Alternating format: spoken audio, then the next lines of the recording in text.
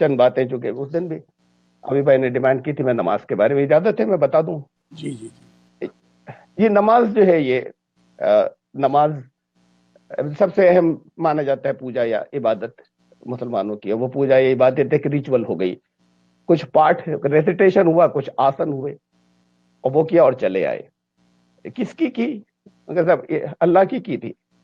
کوئی contact establish ہوا نہیں. کانٹیکٹ کیسا؟ کچھ پڑھنا تھا، بتایا نہیں جاتا، اس سے زیادہ کچھ سکھایا نہیں جاتا، بچپن سے نہیں سکھایا جاتا.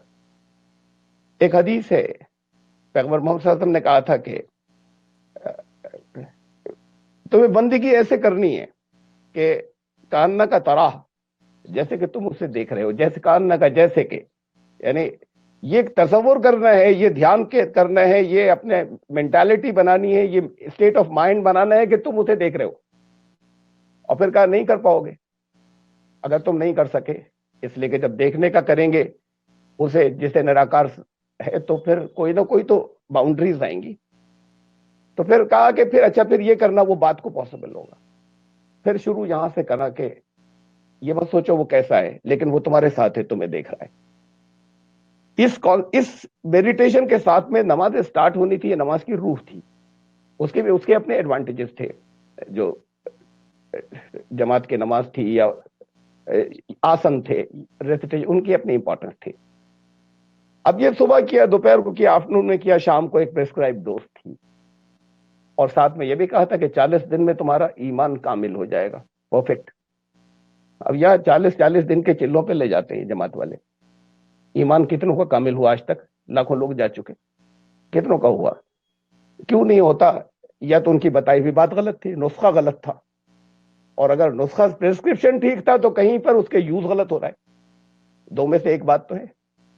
ایک حکیم سے، ایک ڈاکٹر سے ایک پرسکرپشن آپ لاتے، بہت اچھا بہت بڑا ڈاکٹر، ڈاکٹر نے کہا کہ اس سے ہوگا فائدہ، لے جائیے آپ یوز کیجئے. 10 دن یوز کرتے ہیں، اگر کوئی فائدہ نہیں ہے تو چھوڑ دیتے ہیں نا. ہے بہت بڑے ڈاکٹر ہوں گے، ہمیں نہیں ہوا فائدہ، کسی اور کو دکھائیں گے.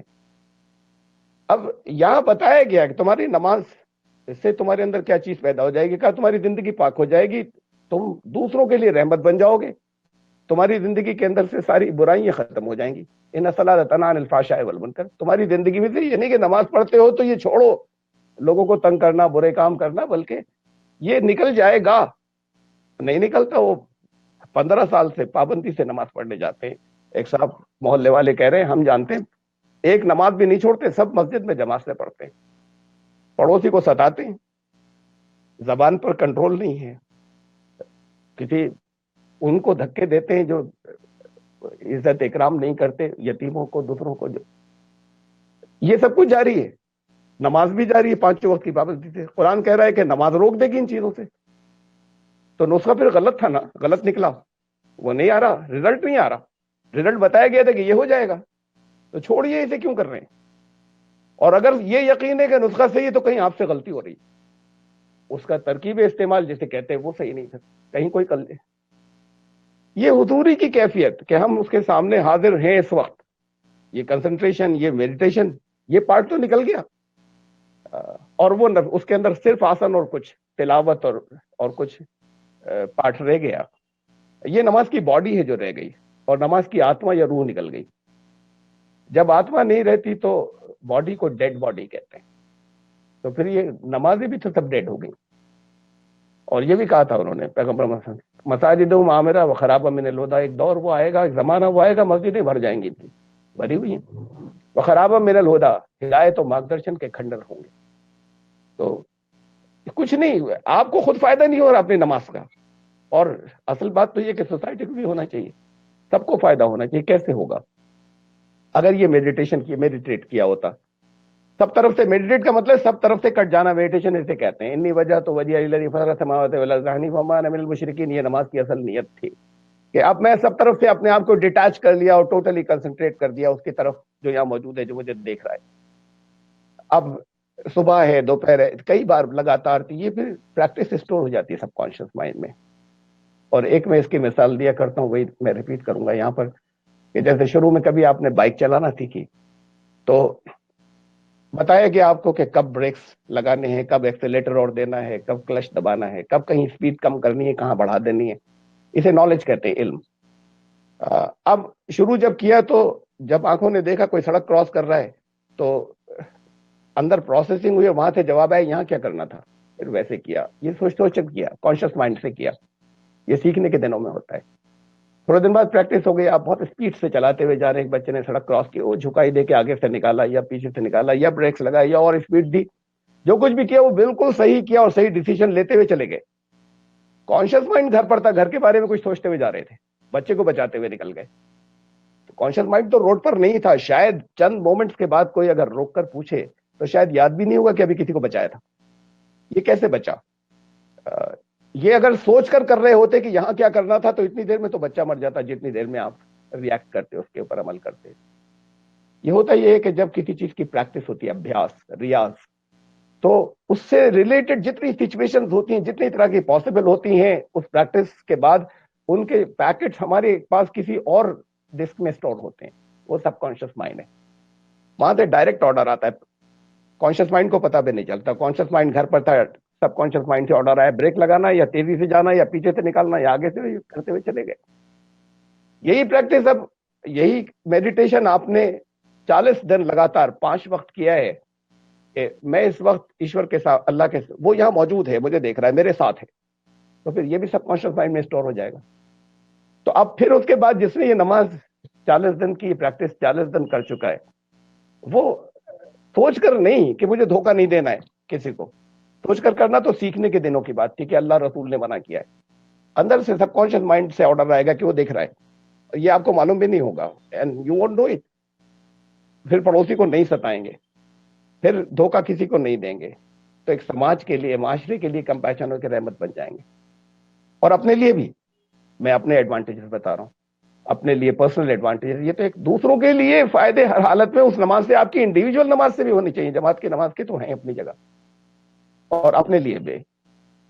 پھر ایک میں مثال دے رہا ہوں، جیسے آپ کسی پچ ڈارکنیس ہو اور کسی فارسٹ میں سے گزر رہے ہو جہاں دور دور تک کوئی نہیں ہو، اور اندھیری رات ہو، ہاتھ بھی نظر نہ آتا ہو. ایسے ماحول کے اندر اچھے اچھے لوگوں کو ڈر لگنے لگتا ہے. الگ الگ چیزوں سے ڈرتے ہیں. کوئی بھوت پریت سے ڈرتا ہے، کوئی جنگلی جانوروں سے ڈرتا ہے، ڈاکوؤں سے ڈر سکتا ہے.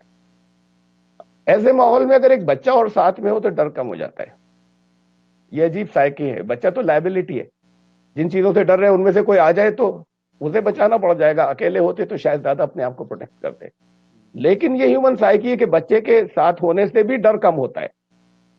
تو اسے جو سرو شکتی بان ہے، وہ آپ نے ابھیاس کر لیا، وہ پریکٹس کر لی ہے، وہ سب کانشیس مائنڈ میں بسا لیا ہے. یہ اس کو ساتھ لینا ہے، ساتھ آ گیا. اب زندگی میں سے ڈر ختم ہو جائے گا. اللہ والوں سے یہی وعدہ ہے، قرآن نے نہیں کہا دولت مل جائے گی، کہا کہ زندگی میں سے خوف اور غم نکل جائے گا. یہ دو چیزیں جائنٹ کلرز ہیں، خوف اور غم. بھے، ابھے اور اشوک بن جائیں گے. یہ جو ڈر ہے، اس کی بیسس تو بنیادیں باہر ہوتی ہیں، انسان کے باہر ہوتی ہیں، فیوچر میں ہوتی ہیں. کہیں حملہ نہیں کر دے، اس نے جادو کرا دیا ہوگا، یہ میرے خلاف سازش کر رہے ہیں، چھاپا نہیں ہو جائے. ہو سکتا ہے نہیں ہو، لیکن یہ اپریہنشن ہے کہ کہیں ایسا ہو نہیں جائے، اور وہ اٹ اسٹارٹس کلنگ یو. یہ ڈر سب جگہ ہے. یہ حکومتیں ڈر رہی ہیں، یہ بڑی پاورفل حکومت ہے، یہ بڑے بڑے دادا لوگ یہ ڈرتے ہیں. یہ جو غریب آدمی ڈرتا ہے کسی نہ کسی چیز سے. اور دوسری چیز ہے اپنے اندر کا جو ہمارا سنتولن، بیلنس، ایکویلیبریم ہونا چاہیے، اس میں ہمارے بیہیویئر کے اندر، ہمارے پرائرٹیز میں وہ جب صحیح نہیں ہوتا ہے تو ایک اندر سے میلنکلی ایک کیفیت پیدا ہوتی ہے، اسے غم کہتے ہیں، شوق. یہ وہ بیلنس بگڑتا ہے، اس کا توازن بگڑتا ہے.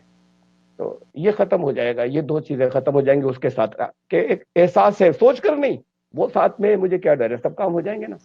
ایک سیلف کانفیڈنس پیدا ہوتا ہے، کریٹیوٹی جو ہے وہ بڑھ جاتی ہے. ایک you will be more successful man اگر آپ نے، ہمیں یہ نمازیں ٹھیک سے کر لی ہیں، اپنی کر لی ہیں، یہ جڑ گئے، اس کو ساتھ میں لے لیا. تو اب یہ جو رمضان آ رہا ہے، اس کے اندر اسے دیکھ لیجئے کہ آپ تو شام کو بہت اچھا افطار کریں گے، لیکن اسے دیکھیے کہ کتنے لوگ بھوکے ہیں، جن کو یہ تو افطار کر رہے ہیں لیکن انہوں نے دن بھر ان کو دو وقت، پورے 2 وقت کی، 1 وقت کی روٹی نہیں ملتی. تو یہ درد اگر نہیں ہوا اور شام کو بڑی اچھی اچھی چیزیں کھا لی تو پھر وہ بیچ میں تو فاقہ ہی گزرا تھا. وہ روزہ کچھ بھی نہیں تھا. یہ پریکٹسز اس کی تھی کہ ہم سماج کے لیے، سوسائٹی کے لیے ہم رحمت بن جائیں. یہ مذہب یا ریلیجن یا دین اس لیے تھا کہ دوسروں کے لیے نفع پہنچانے والے بن جائیں. پھر بن جائیں گے تو پھر وہ آپ کو بھی عزت دیں گے، اور بہرحال آپ کے لیے اس کے راستے کھلتے چلے جائیں گے.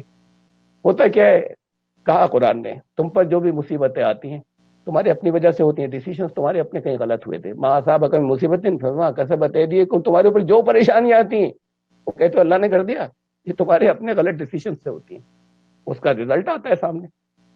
لیکن ہم صحیح سارے ڈیسیشنز لیتے چل جائیں تب بھی کبھی کبھی ایسا ہوتا ہے کہ جا رہے ہیں گاڑی سے نکلے آپ یا بائک سے نکلے، کار سے نکلے، کسی انٹرویو میں پہنچنا ہے، سب تیاریاں بہت اچھی ہیں، سب کچھ ٹھیک کیا، سارے ڈیسیجن ٹھیک لیے، ان ٹائم ہے، راستے سے سائڈ لین سے سائڈ روڈ سے بڑی تیزی کے ساتھ میں ایک آیا، اس نے دھڑ سے مار دیا. اب وہ پہنچنے کے بجائے ہاسپٹل پہنچ گئے. یہ انفورسین پر کنٹرول نہیں تھا ہمارا. اس کو ہم کہتے ہیں اللہ کا فضل. اس کی بھی ضرورت ہے کہ یہ جس پر ہمارا کنٹرول نہیں ہے اس کو وہ پروٹیکٹ کر لے، وہ چیز ساتھ میں اور ہو جائے، ہمارے ڈیسیشنز ٹھیک ہو، یہ دونوں چیزیں ساتھ میں ہو.